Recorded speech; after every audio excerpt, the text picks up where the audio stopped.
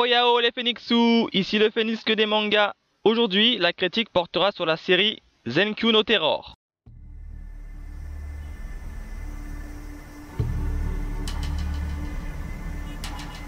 いいなツール目指すよできるだけ学生らしく振る舞う柴崎これからするのはごく内密な話だ半年前青森の核燃料再処理施設からプルトニウムが強奪された忽然と姿を消した2人組の犯人は現場にメッセージを残していたそれは都庁爆破の爆弾に書かれていた文字と同じだったまさかいいか選択肢は2つこのままそこで死ぬそれともあの2人のことを見逃してくれってあんたの命なんてどうだっていいわだいたい彼らに未来なんてあると思ってる Make it their top priority Yes ma'am 全て予定通り From one test activity break it down to users activity in 15 minutes 外から侵入角が甘いわよ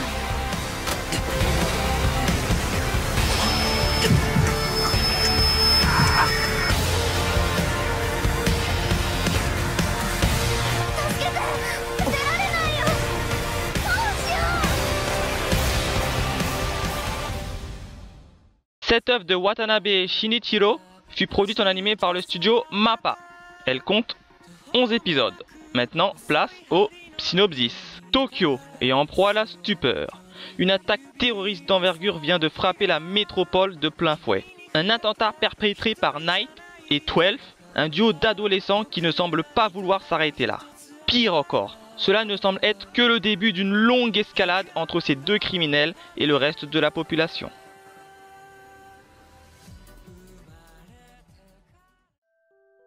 Alors pour commencer, j'ai été assez surpris de cette série. Premier point, c'est son scénario qui traite d'un sujet peu traité dans l'animation japonaise, j'ai nommé le terrorisme. De ce fait, il est intéressant à suivre car l'atmosphère post-attentat qui s'en dégage reflète bien notre société d'aujourd'hui. Autre point intéressant, c'est le suspense qui est assez bien entretenu. En effet, on veut savoir pourquoi et dans quel but nos deux adolescents ont pris ce chemin semé de bombes. Au fur et à mesure de la série, le scénario nous le démontre au compte-gouttes et c'est en ce point-là que l'intrigue est super bien faite. Autre point super, c'est bien évidemment les nombreuses scènes d'action qui sont assez réalistes. Comme je vous l'ai dit un peu plus haut, cette œuvre nous parle de terrorisme. Et qui dit terrorisme dit agent secret et organisation secrète. Et ici aussi, on a eu le droit à de redoutables agents. En plus, point que j'ai trouvé intéressant, c'est qu'ils ont gardé la langue officielle du pays qui la dirige. Et ça, c'est plutôt chouette. Je trouve que ça accentue le côté psychose que la population ressent et nous-mêmes par la même occasion. Concernant les personnages, j'ai été à la fois surpris et déçu. Surpris car j'ai vraiment adoré le caractère opposé de nos deux sphinx. Même si c'est du déjà vu, ils restent tout de même très complémentaires et collent bien ensemble. On a bien sûr le timide et réservé d'un côté et l'extravagant de l'autre. C'est un peu le même procédé que dans la série Samurai Champloo avec Jin, le réservé, et Mugen, l'extraverti. Et déçu à cause de ce personnage qu'on retrouve souvent dans les séries. Si, vous savez, celle qui sert à rien. Je vais l'appeler la gneugneuse. Oui, c'est un mot totalement inventé. Et ben là, la série n'y échappe malheureusement pas. Elle n'apporte strictement rien du tout à la série. Ni comique, ni tristesse ou tragédie. Surtout que sa vie personnelle n'est absolument pas développée. Alors pourquoi l'incorporer dans cette série? Je ne sais pas. Mais si quelqu'un a une réponse, je suis bien évidemment preneur. Concernant la fin de cette série, elle est exceptionnelle. En effet, elle n'est pas comme la plupart des séries, à savoir bâclée. Pour moi, je la mets du même niveau que la série Angel Beats. J'ai donc décidé de lui mettre la note de 8,5 sur 10.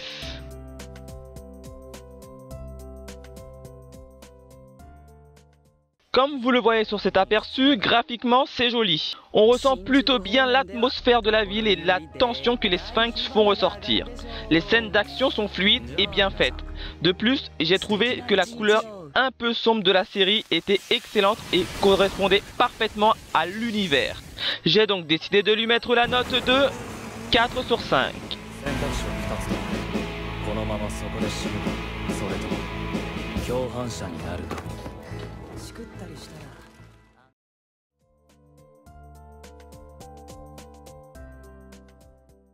Ici, l'unique opening interprété par Ozaki Yuki est assez banale, mais elle a le mérite de bien coller à l'univers de la série. Voici un extrait sonore de l'opening.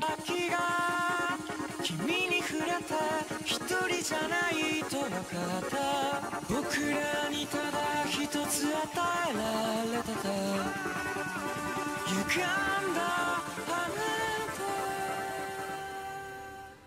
Concernant l'ending, je ne l'ai pas vraiment aimé. Et pour en ce qui concerne les OST, aucun ne m'ont vraiment marqué. Et ça, c'est vraiment dommage. J'ai donc décidé de lui mettre la note de 1 sur 5.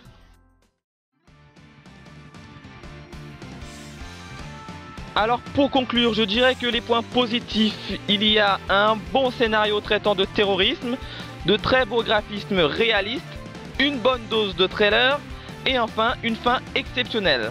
A l'inverse, pour les éléments négatifs, il y a une absence de bande sonore et des personnages non approfondis, voire même inexistants. Ce qui fait une note de 8,5 sur 10 au scénario, 4 sur 5 au caractère design et 1 sur 5 à la bande son. L'anime Zenkyu no Terror obtient une note convenable de 13,5 sur 20. Voilà, c'est tout pour aujourd'hui. Comme d'hab, n'hésitez pas à laisser votre avis sur cet anime et à partager, liker et à vous abonner si vous appréciez mes vidéos. Sur ce, à la prochaine les Phoenixous.